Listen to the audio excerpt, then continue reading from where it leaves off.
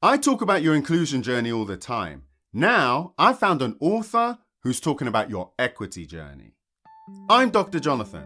I work with organizations to make them inclusive, and I'm on a mission to help 1 million people like you to make your workplace inclusive.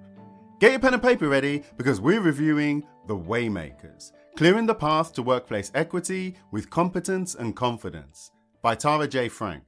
This is the first book that we discussed in our book club in 2023. We had a great start. We even changed up the format a little bit. Make sure you sign up to our newsletter to find out about our next session. I share a lot more than I do here and go into details that you won't find anywhere else. With all that said, let's get to the book. Well, let's talk about the author first. Tara J. Frank is an equity strategist who's advised and educated thousands of Fortune 500 executives. And we're talking multiple industries, large member organizations. She spent 21 years at Hallmark Cards, where she served in multiple executive roles, including Vice President of Creative Writing and Editorial. She even got to work with Dr. Maya Angelou. Something that made me smile. The author worked for 21 years at Hallmark. And as a regular member of our audience, you already know that I don't stop talking about my PhD. It always seems to come up. Now, if you like me, it's endearing. If you don't like me, it's annoying. Well, the author talks a lot about working at Hallmark, and it made me smile. It made me think, that's what I must sound like. I don't know the author personally, but I found it endearing. If you were the kind of person who'd find it annoying, you probably wouldn't be buying the book. The book itself is divided into 253 pages, 12 chapters, including the introduction and conclusion, and I would divide it into 3 parts. Part 1 is an introduction and a warm-up. That's made up of chapters 1 to 3. It's a nice intro, and it's stretched over a couple of chapters. This talks about the beginning of your equity journey. Part 2 is chapters 4 to 7, and this really focused on what you need to know. Part 3, that was about what you need to do. That's chapters 8 to 12, which is the end of the book. I'm not saying that there wasn't anything to do before that, but I felt that's where a lot of things were wrapped up. The book covers a lot, and I mean a lot of material. If you think that what we cover in this review is a substitute for reading the book, then you are truly mistaken. I read these books with a specific purpose, to share with you, to share with my clients, to develop my own thinking, and much more. What I share here isn't everything I'm thinking. This is why you should join our book club, because I discuss a lot more there. I'm also grateful for our signature approach because it helps me to get so much value from the book. As a reminder, my intention here is to provide a general review of the book, and in doing so, I'll answer a number of important questions. 1. Why is the book important? 2. Who is the book for? 3. What are the key messages of the book? 4. What are some key takeaways of the book? And 5.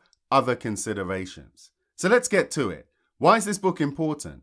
I'm always talking about your inclusion journey. This book talks about your equity journey and does it in an elegant way. This book is important because it's really a leadership book that addresses issues of equity. That's the style of the author.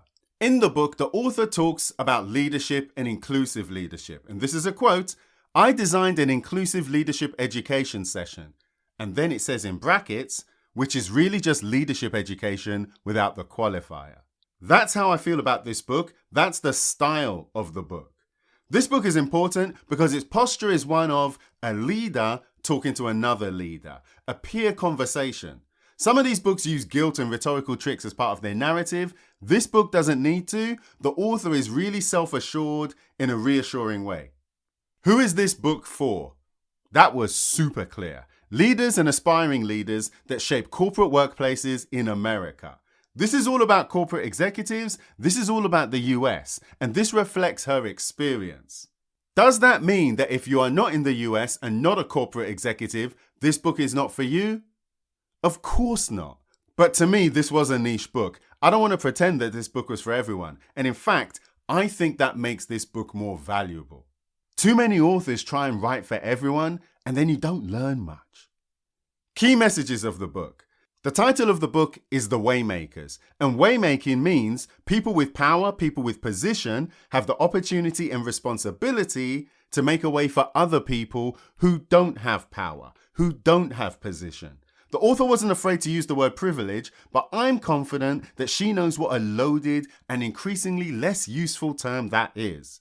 People throw that word around without context. The author provides a lot of context about the privilege that leaders have. And that's chapter 1. Chapter 1 is called Power and Privilege. The author presented a confronting question that really struck me.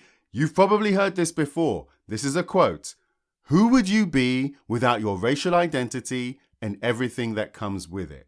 You've probably come across a version of this before. It's a very confronting question. The answer reveals a lot about the person. We did a whole exercise on this in the book club, which went down really well. Now for the key takeaways. We changed the format for this. I spoke about this a little bit in the book club. But to put this into context, let me ask you a question. Have you checked out my 60-second book reviews? You may have seen them on LinkedIn. If you haven't, let me give you some background. In October 2022, I reviewed 30 books in 30 days using 60-second book reviews. I got a lot of positive feedback, and I covered the questions that you know and love in 60 seconds. More or less. You hear me say this all the time. Why is this book important? Who is this book for? What are the key messages? What are the key takeaways? Other considerations. I did that in a very short period of time. People really liked it and wanted more. Now, we already have the book club. That's an hour long. It's a lot more depth. But people wanted even more. So after a bit of market research and engaging with some of the people who were asking, we launched the Element of Inclusion Book Insights. Every 2 weeks, I share a book breakdown, not only using our signature format, not only weaving my own insights, but I share some of my personal notes. And I've got a method for that. It's the 5-4-3-2-1 method. I know, seriously. It's 5 memorable quotes, 4 relevant stories, 3 practical activities, 2 useful frameworks, and 1 alternative perspective. That's kind of the wild card. Now, this is designed for anyone who wants to get more insights in less time, anyone who loves to learn, anyone who doesn't have enough time to read anything, but also it's for people like you who are looking for practical insights. Think of it as my personal notes. If this is something you're interested in, go to premiumbookclub.elementafinclusion.com or check out the show notes. Now, the reason I bring all of this up is for the key takeaways and other considerations, we've changed the format. So now I'm going to give you 1 quote and 1 framework. And I may change this up from time to time, but this is what we're going to play around with. So the first takeaway is a quote, and that's 20-60-20 theory. The idea is during a culture change, 20% of people will lead and go with it. 60% will sit on the fence, and 20% will resist the change. Now I want you to think about what that looks like where you work. I talked a lot about this in the book club, especially the whole Pareto principle. You may have heard of this as the 80-20 rule. This is something that the author was influenced by. I want you to think about how much this rings true for you. I want you to think about how much this rings true for you on your inclusion journey. What percentage of people are helping you? What percentage of people are sitting on the fence? What percentage of people are trying to get in your way? Now, I like that as a quote. You may think about that as a framework. The whole point of this is that I want this to be practical and useful. The next thing I want to cover, which I think of as a framework, but it's also a practical activity, are the conversation starters. The author provided some conversation starters that make it really simple to have useful conversations at work, depending on what you're trying to achieve. Now, she picked out 4 things, which was 1, to be a compassionate connector, 2, to be a bold bridge, 3, to be a truth teller, and 4, to be a supportive seeker. Now, the bold bridge was something that was really important to the author. The author thought of herself as a bridge and referred to bridging in the book. I consider this to be really useful prompts for conversations for when you want to make way for somebody else. Now, I want to make this practical, so I promised everyone who came to the book club that I would break this down for them and apply some of our signature insights. If you want to get this too, make sure you subscribe to our newsletter this week because that's when I'm going to be sharing it. Other considerations. I started this conversation talking about the concept of the equity journey. Now, the word equity appeared 5, maybe 6 times just on the front cover and inside cover of the book. Inside it said, and this is a quote, equity, technically defined as fairness and impartiality.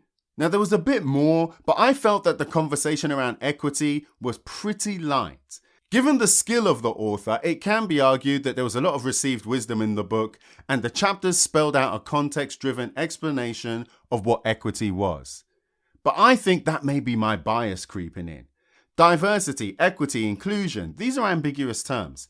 I thought the author could have taken a bit more time to drive the point home for people who really wanted more details about this. Now, I really like the writing of the author. You know that I think so many of the books in this space are badly written. They're hard to read. This book was easy to read. I wrote about it on social media, saying how the words floated off the page. Chapter 6, in particular, was constructed in a way that was effortlessly combining personal narrative, educational content, and some practical takeaways. Honestly, when I read it, I was like, did that just happen? It was really nice. I kept on going on and on about it in the book club, which is very rare. Overall, it's a very well constructed, very well articulated book. I would have liked a little bit more about the equity journey, but this book was a very pleasant departure from the quality of the books that are out there. So let's wrap this up. What are the key messages here? 1. Waymaking involves using your position and power to make way for those who lack it. 2. The 20-60-20 rule reminds us that not everyone is for you, but not everyone's against you. And 3. Take time to figure out what your equity journey looks like. So what do you think? Have you made way for anyone recently? Get in touch or leave a message. I would love to hear from you. If you've learned something from today's show, then give us a 5-star review and a comment wherever you're listening to the podcast. It helps other people like you to find the show. Thanks for listening, and I'll see you in the next episode.